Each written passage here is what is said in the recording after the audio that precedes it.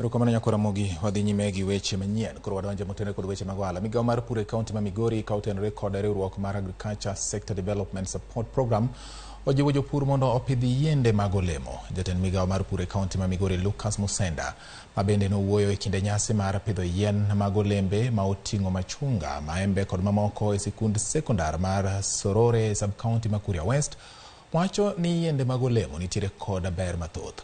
Musenda wacho ni gijolo jopur mondo mi opidh yiende mag olemo manyalo miyo giyuto mathoth e kinde mabiro. Bende ojiwo sikunde mondo chier girube mag jopuonjre mane ong'ere kaka 4K Club mondo jiw puonj ne jopuonjre e weche mag pur kod rito alwora.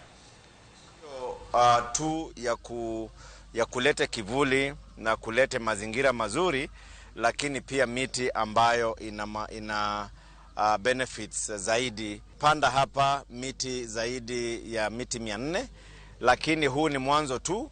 Mpango huu unaendelea kwa primary schools mbalimbali. Wanafunzi wetu wa shule ambao wako hapa, tungependa pia waweze kujifunza na kuona umuhimu wa kupanda miti. Mimi nimeona umuhimu wa kupanda miti una faida sana kwa chakula, kwa lishe bora, na tunaomba usaidizi mtuletee mbegu ya kutosha ya miti kwa sababu hii ninaona ni kama ni chache. Yien nigi manufaa mang'eny. Mokwongo yien mwapidho sani gin yien mar fruits mar olemo.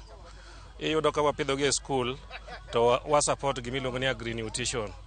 Nyithindo mantiere school biro yudo chiemo in form of fruits, to yien be ung'e ni yien keloga koth. Tiende ni kwa pidho yien to wa increase area manyalo miyo wayud koth.